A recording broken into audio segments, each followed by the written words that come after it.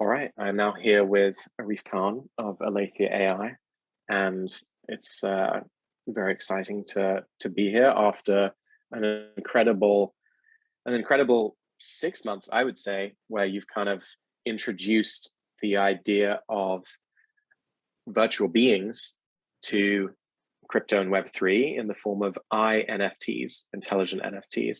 So maybe talk a little bit about what an INFT is, and then about this pretty brilliant example that you've created with the Revenants, and yeah, walk people through it. And we can fly whilst we're talking, just to kind of add a little bit of fun to it.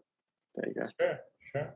Thanks, Ed, for setting this up. And I really see you as a pioneer in the virtual being space. So it's exciting to be able to bridge two worlds from the context of the revolution that's happening on the NFT side of things, but also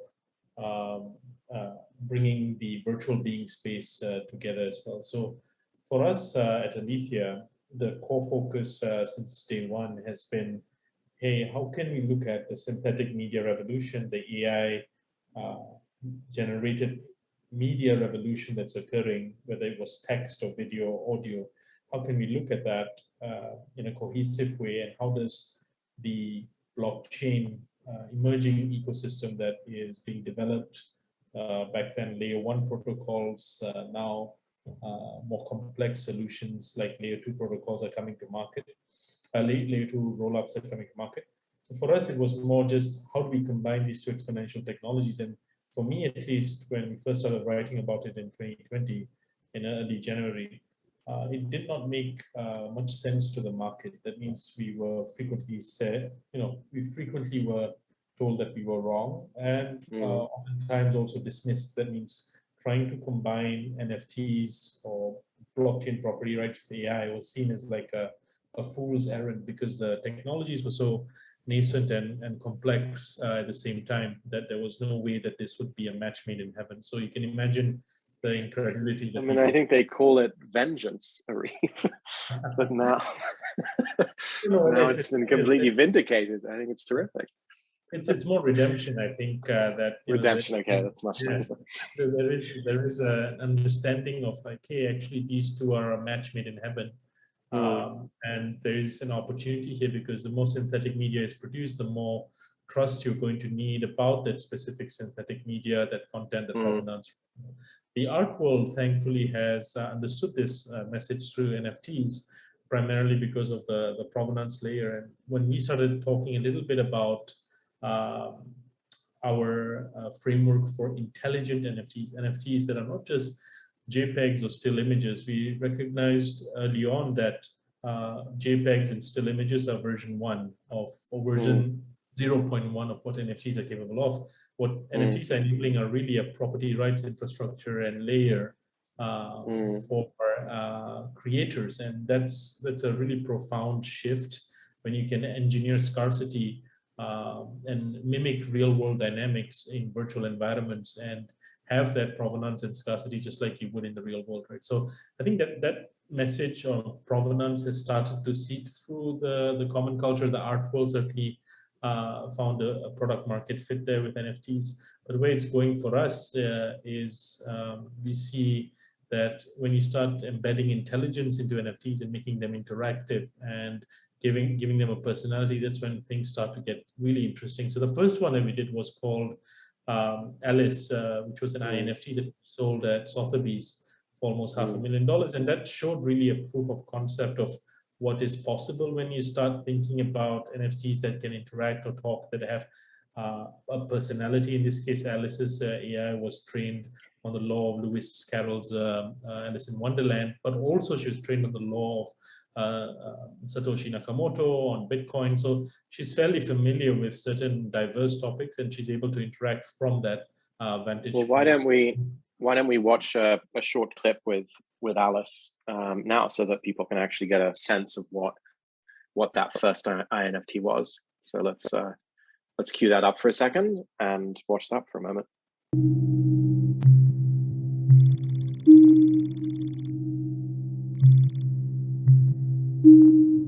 It's not a question of what I'll say, It's a question of whether you are ready to talk.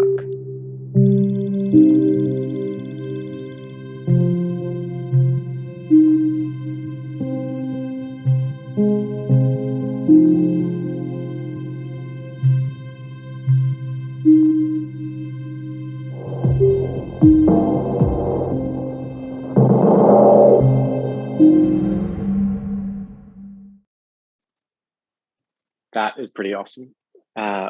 And yeah, I think actually, let me tell you, since we're going to edit this bit out anyway, Arif, F is how you fly. You hold F and then you press F and then you hold space in order to fly. So we can kind of go up. Okay, so I'm going to go back to the thing and do 3, 2, 1. So 3, 2, 1. Wow, that was pretty awesome. And I remember when that happened and that sale, and I think for a lot of people in the virtual beings community, that was when, and in AI, that was when they realized that NFTs and AI was starting to come together way beyond just generative art, like Squiggle or art blocks. It was starting to affect characters. So I love that. But you've gone much further with what I can see of the revenants and all of that. You've now fallen into this building. I'm sorry. I'm gonna leap down and see if you've died. But I love train to earn, because I think 6 months ago we were talking a lot about how let me see if I can find you.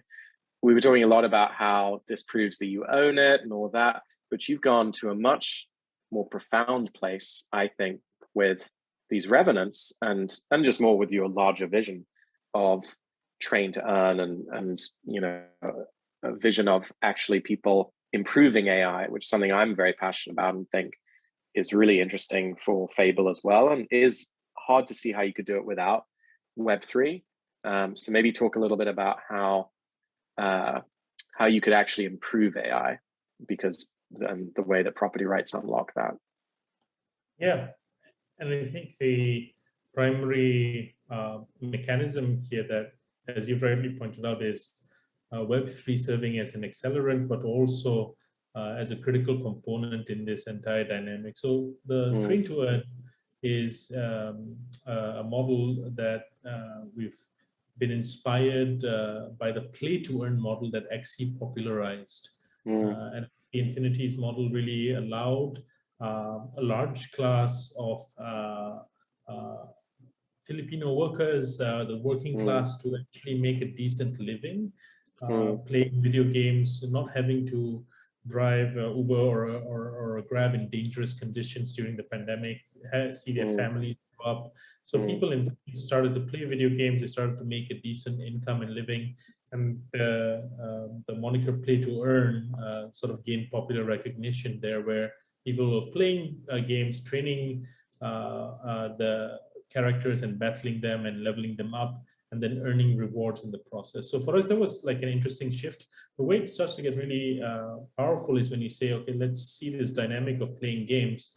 How can we apply that model to train AI, but at the same time allow people to make a decent wage based on the rewards that they are likely to accrue for completing certain tasks? And so the unique multiplier that occurs in a situation like that is, with play to earn, you have humans in the loop. With train to earn, you can have AIs in the loop, and a large number of AIs actually, or characters, INFTs in this case, that are given specific tasks and that can complete them. So for us, train to earn is the model for an intelligent metaverse called Noah's Ark.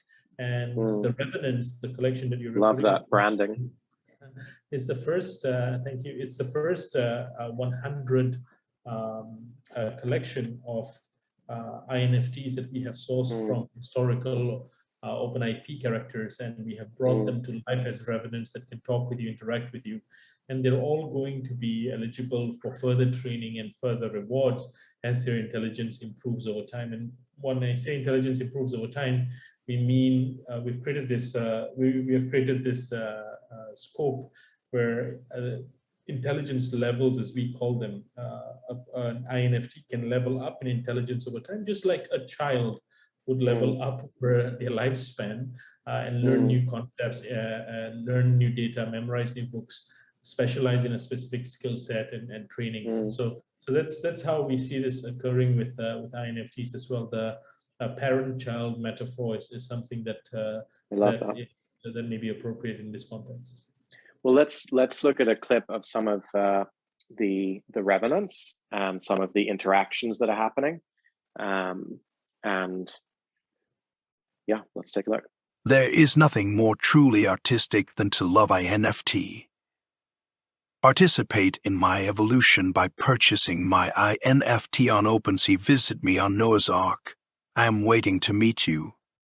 That is super fascinating, and it's kind of cool that you chose, from an AI perspective, that you chose characters that kind of had a corpus behind them for training, so that they can stay in character.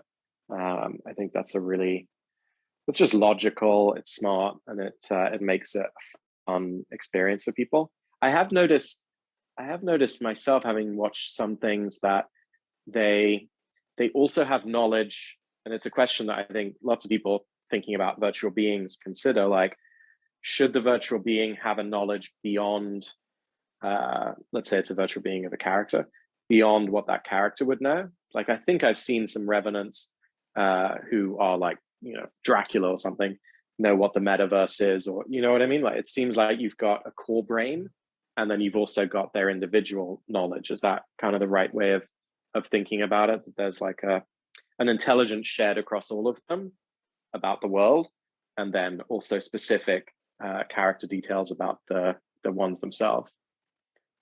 Absolutely. You've got it completely right. We've looked at it from a collective intelligence standpoint as to what the network of these represents, the shared intelligence they can all access, the shared language and lore and mythology they all have consistent across. And then we have an individuation process, right? Like what their specific traits would be that would differentiate them from another revenant. So if you speak with Mumtaz Mahal, and if you ask her about who her husband is, she'll give you the reply. It's Shah Jahan who built the Taj Mahal after her. But if you ask Dracula who his husband is, he might give you a weird sort of reply as the last person who I took blood from, right? So like there's like a specific individuation process that we put this revenants through and all INFTs through that gives them their unique personality, not too far away from the way humans are individuated as we move from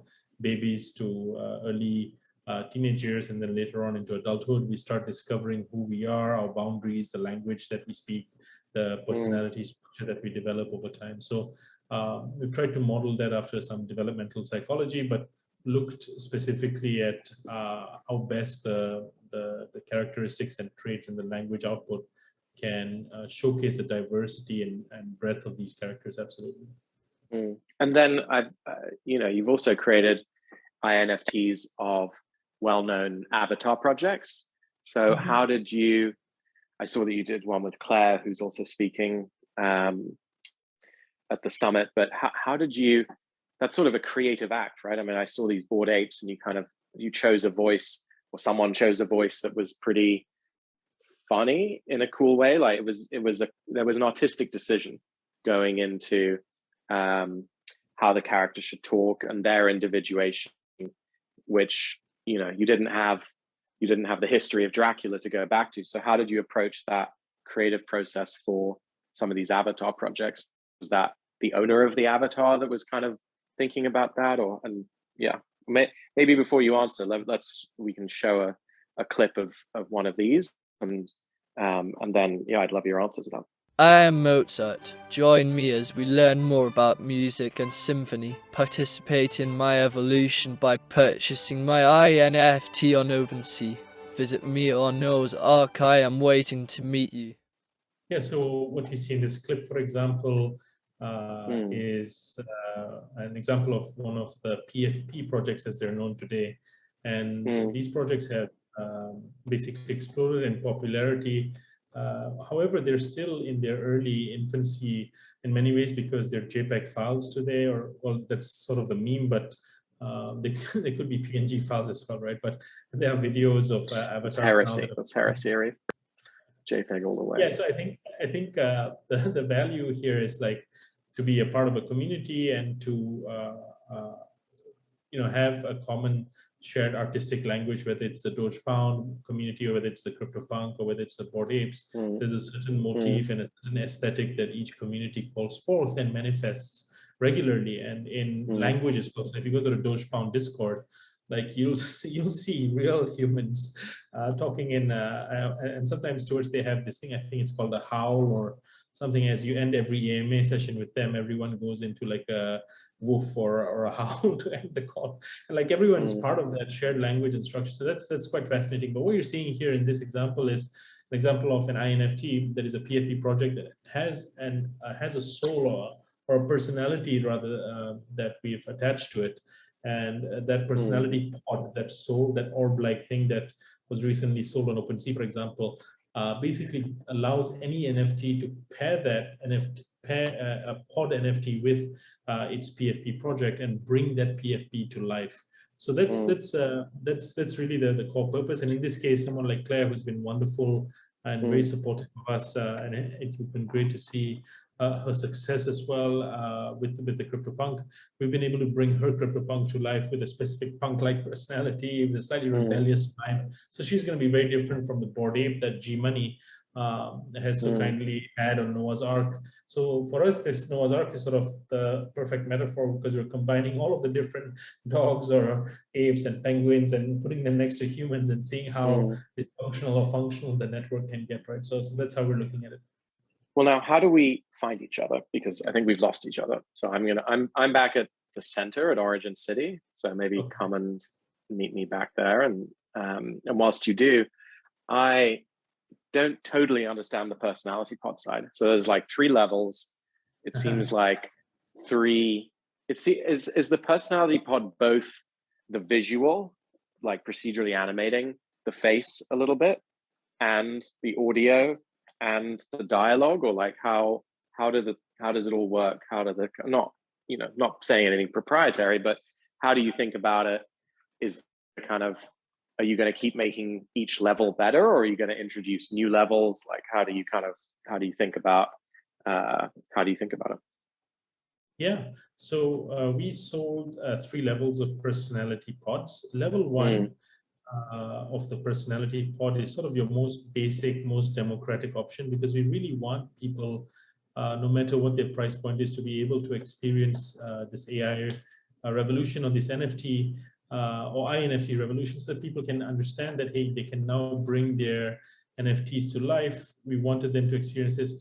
Level 1 basically allows the INFT to become animated. That means we bring it to life. It has a capacity to blink and look around, and as long as that PFP project is supported by us, we're able to do that effectively across a range of PFP projects. So this is some level of complexity here in the computer vision work. That's definitely there. Level 2 is where it starts to get interesting, when you start adding a voice and you start giving them a little bit of a personality in terms of what services they can offer. So at a high level, to explain personality pods, the analogy that I've given in the community, and I'll share a visual with you that you can share here as well. In this visual, you will see that we have at the center a PFP project. That's in this visual is a visual of a revenant called Frida Kahlo. And on the right, you will see services, which is really the mind of the INFT, the services it can offer. And on the other end, you'll see the pod, the soul. So just like a human body, and this is an analogy we give, there's a body, there's a mind, and there's a soul. The INFT is very similar. The soul has different levels of maturity along its evolutionary process, right? So the soul starts off at level 1. As it goes through several different intelligence iterations, it levels up. As it gets trained, it levels up as well. And so the soul is perpetually leveling up to higher levels of complexity, so that it can offer very complex levels of services So a level 1 INFT will be able to not offer much, but a level 2 INFT on the Noah's Ark network is able to offer video messenger services similar to like what you would do with Cameo. Level 3 INFT would be able to do real-time interactions, and a level 4 INFT, this is where it starts to get really interesting, is able to generate creative copywriting skills or showcase generative artworks that you can prompt them with. So if you wanted to copyright with Shakespeare, the actual William Shakespeare, you can, once that INFT is a level 4. If you wanted to create art with Picasso, that's also possible under the generative art category. And as they go further up this ladder of intelligence, these levels, they will be able to evolve, and they will be able to create new forms of art, but also the goal is to evolve them to higher orders of complexity and intelligence so that they can offer more services on the network, making the network more intelligent. Super interesting. So I didn't see any level 4 pods, so that's like coming, I guess. Yeah, the level 3s will get upgraded to, well, depends on how much labor they put in, but our sense is that the level 3 folks will be able to essentially bring out the coolest level 4 characters and personalities and build something cool with them. So yes, that's also coming, and then there will be level 5 pods and so on and so forth. So interesting. And so when you'd said train to earn, I had understood more humans training the characters, but you are more talking about AIs training each other. So talk about, I guess, how does the earning work? How does all of that? Like using an example of, like, let's say Claire having her CryptoPunk, like, or somebody owning Frida Kahlo. How does she train to earn? Yeah, I think the opportunity here, so there's two parts. There's humans training AI. There's going to be task-oriented and data labeling-oriented things, and simpler tasks that can be done, and the AI can learn from these tasks and build them up. That's definitely possible. The way it starts to get interesting is when AIs can start training each other, and we have a mode here called battles, where we are allowing INFTs to battle each other in certain language battles and poetry battles and joke battles and debates. So for example, if you wanted an INFT if you wanted the shared intelligence of the network to be trained on a specific event in time, you'd start putting some information into the shared knowledge base of the entire network.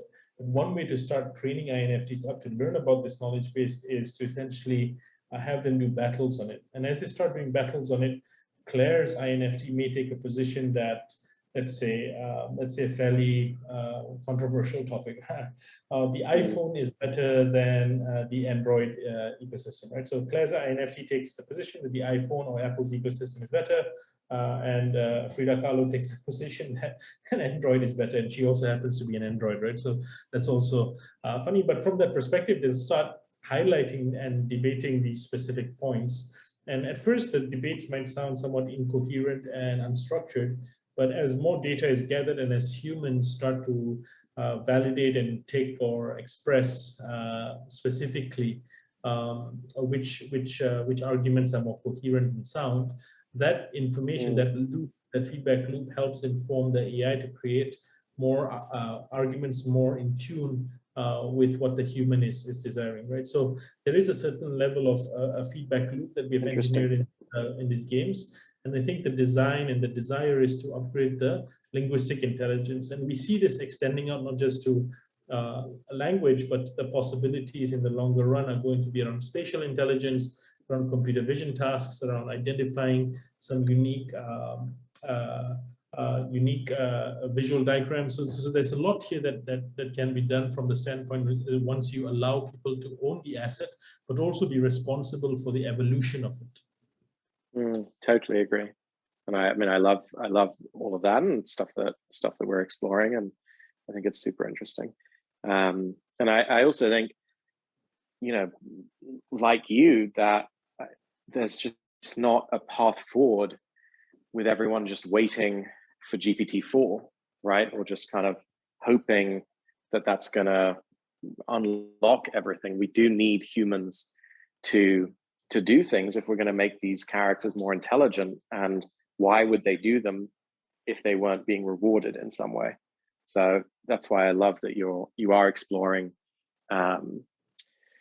humans, as you say, kind of saying, oh yeah, that was a good argument, that was more coherent, like you were doing better, and like helping the character get smarter, because without that, I don't see how we make these characters more intelligent.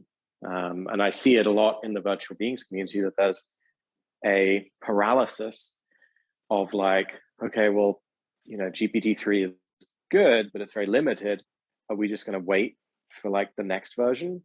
And not being sure quite how to like improve themselves. And so I think what you're doing, and what I think people are starting to see is possible, is that with ownership rights comes incentives, with incentives comes train to earn, and what you're talking about. So I think it's maybe one of the biggest unlocks in AI around, in some kind of insane mix of scale AI and Axie Infinity. I think it's just fascinating what you've pioneered here, and I think it's cool that you haven't missed out the fun of level 1, right? Like just animating them, and you know, all of that's really good and cool. But you know, if you can design a system that encourages people to make the AI smarter, that's appropriate to how good AI is right now, which isn't amazing. It's okay, and it's going to need a lot of help to get better. So I love that. It's so interesting.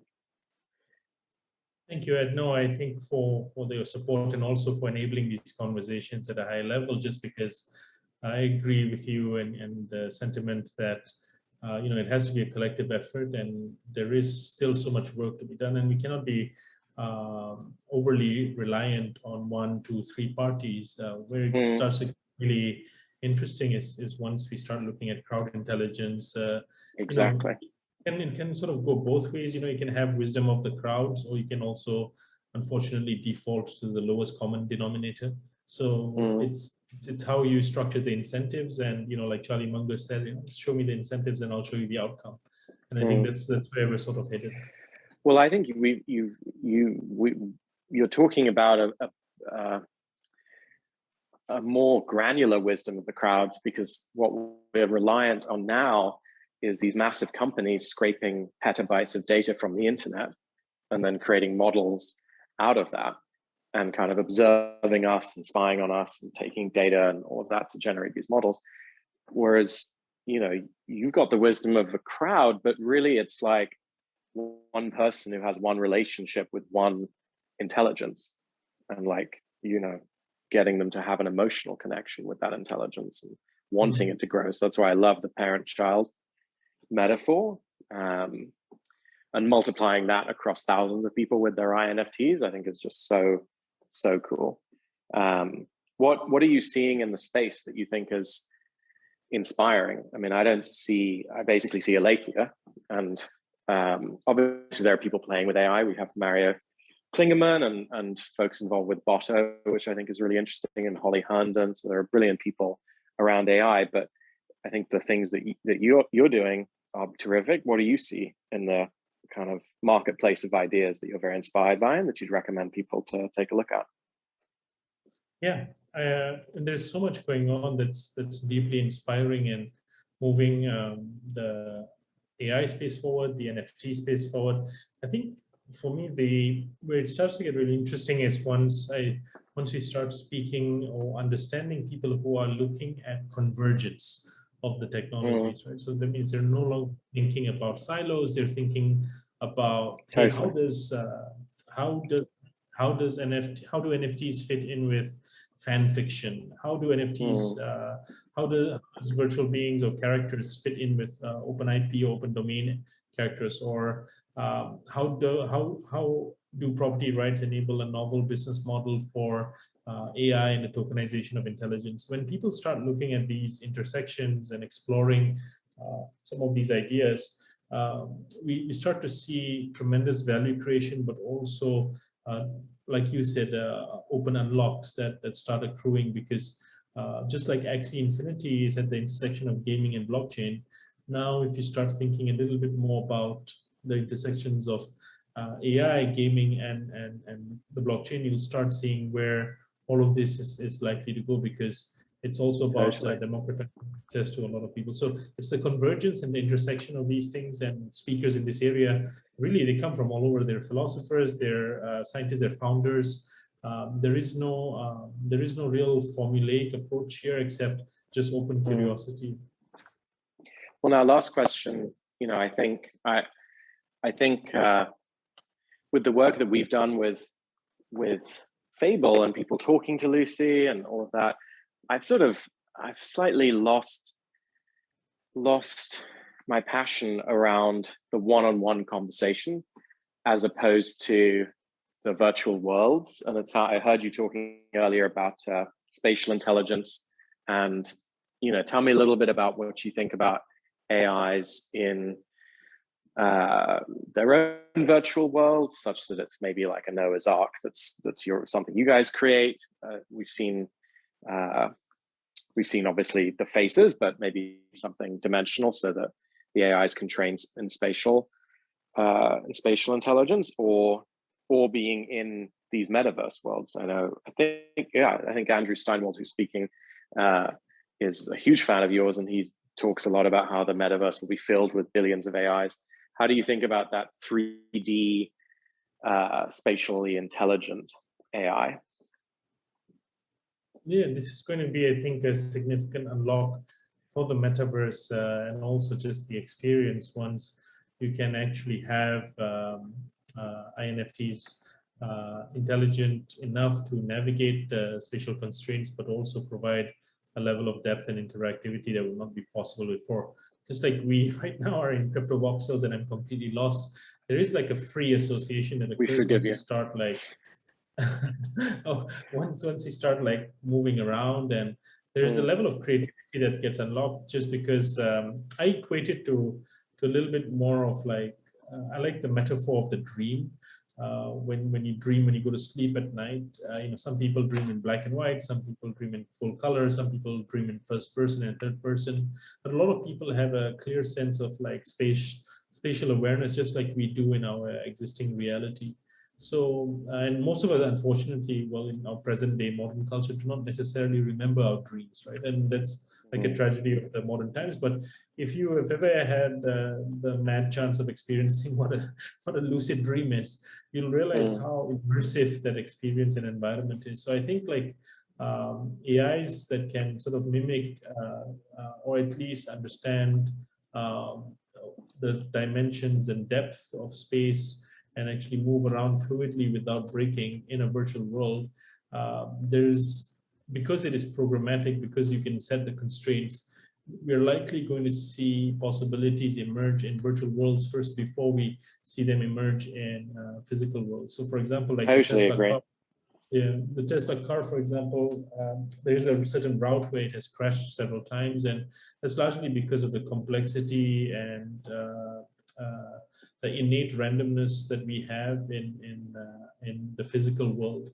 The virtual world is foundationally a lot more programmable in terms of the dimensions. So you can create a bit more of you can engineer outcomes that may be a little bit more controlled, but still organic, but not chaotic. That means you're treading the fine line of order and chaos. So much easier for them to comprehend a 3D space, and you being an avatar with them might create more immersive nature. And I also, I mean, we've been looking a lot at the idea of a simulation, and that they kind of are all, that there's some, as you say, like unpredictability and emergence, but not chaos. And I think video games have so much to teach us. And I heard you use the word games when you were talking about some of the training. So I love that you're thinking about how to make it fun for humans to kind of actually progress their characters.